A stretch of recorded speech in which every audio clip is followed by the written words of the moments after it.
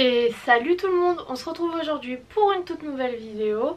Et hier je vous ai parlé de la Coupe du Monde au Qatar et des conditions qu'il y avait autour de cela. Aujourd'hui je voulais continuer dans les sujets sérieux et faire un peu d'histoire du foot cette fois-ci, parce que j'avais envie de parler du hooliganisme. Comme d'habitude, avant de vraiment entrer dans ce sujet, vous pouvez laisser un pouce bleu, vous abonner et voilà, je vous laisse avec le générique et on se retrouve juste après.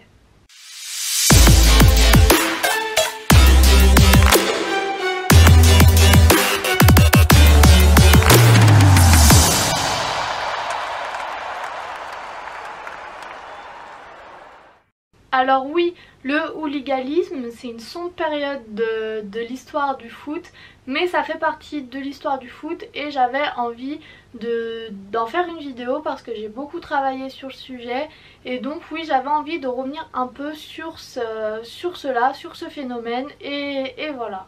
Alors pour commencer, le hooliganisme c'était un phénomène très ancien en Angleterre, en première ligue. D'ailleurs, si le berceau du hooliganisme est considéré comme étant en Angleterre, c'est pour une raison, c'est que là-bas c'est vraiment quelque chose qui était ancré dans la société, parce que là-bas le foot était très important, plus important qu'en France sur beaucoup de domaines. Et donc oui, le hooliganisme c'est anglais à la base, tout le monde est plutôt d'accord sur le fait que le hooliganisme a vu le jour en Angleterre. Après, sur l'étymologie du terme, sur d'où vient ce terme, il y a plusieurs sources différentes.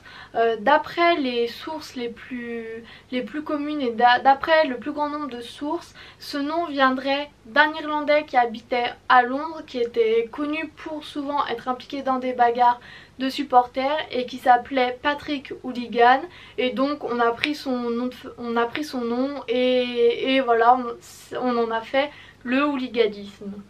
Après, le hooliganisme a été connu surtout pour les très grands mouvements de violence dans les années 80. Sous le gouvernement de Margaret Thatcher, c'est vrai que le hooliganisme à ce moment-là s'est développé, si on peut dire.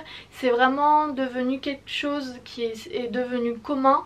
L'extrême violence des supporters, c'est quelque chose qui existait, qui était très récurrent, et c'est à ce moment-là, dans les années 80, où on a essayé de réguler cela, et on verra dans la suite de la vidéo que le hooliganisme a encore des conséquences sur le foot anglais aujourd'hui. Parce que oui, donc dans les années 80, le hooliganisme a pris une forme très sévère et c'est là où il y a eu de grands drames. Les drames les plus connus du foot anglais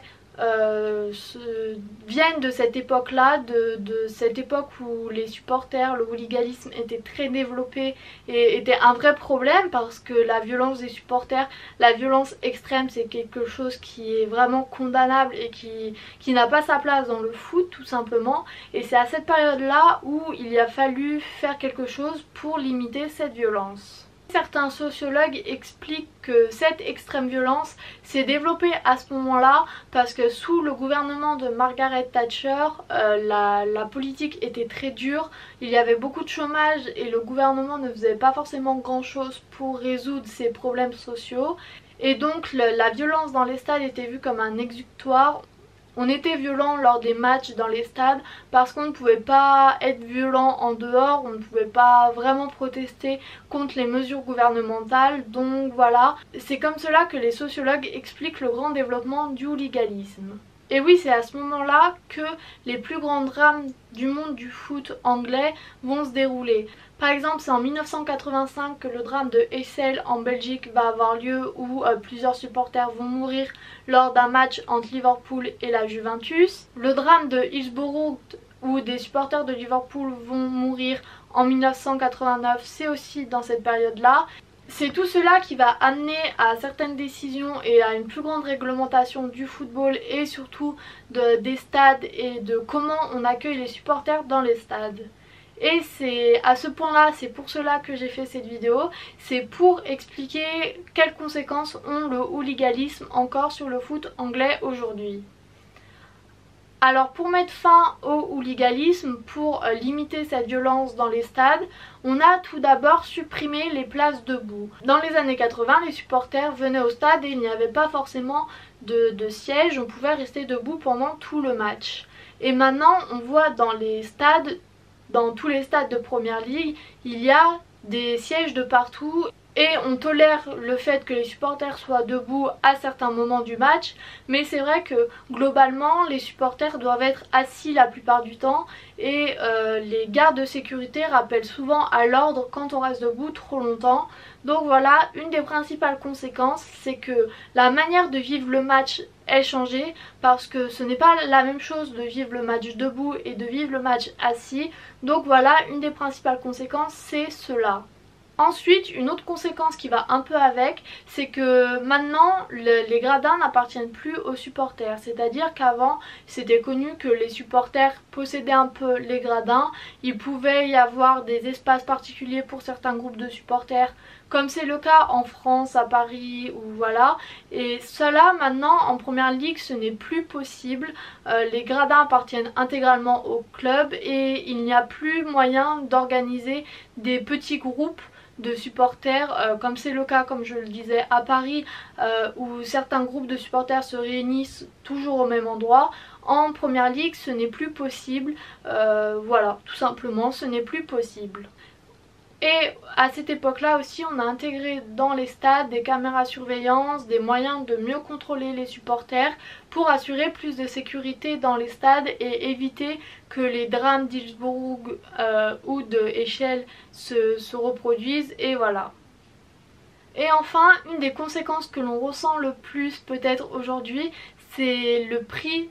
C'est l'élévation des prix des places, parce qu'à cette époque-là, on s'est dit que le hooliganisme venait des supporters les moins aisés, les plus pauvres, les supporters potentiellement au chômage, les ouvriers. On s'est dit qu'en élevant le prix des places, il y aura moins de population pauvre, moins de supporters pauvres, et qu'avec une classe plus aisée, il y aurait moins de violence. Ça a été prouvé par les sociologues que le hooliganisme venait de toutes les classes de la société, donc ce raisonnement n'est pas forcément correct, mais c'est celui de l'époque. Je ne suis pas là pour juger, je suis là pour relater des faits, donc voilà. Et donc le prix des places en première ligue aujourd'hui encore est le prix le plus élevé de toute l'Europe.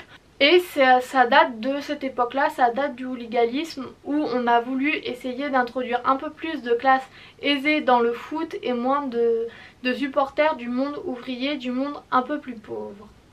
Donc voilà pour cette vidéo. J'avais envie de faire un peu d'histoire du foot et commencer par le hooliganisme, je pense que c'est important parce que étant une grande fan de la première ligue, c'est vrai que le hooliganisme ça a vraiment sculpté la manière dont le foot a été envisagé en Angleterre, comment il s'est développé, et voilà, je pense que c'est un sujet que je connaissais pas mal et donc j'avais envie d'en faire une vidéo.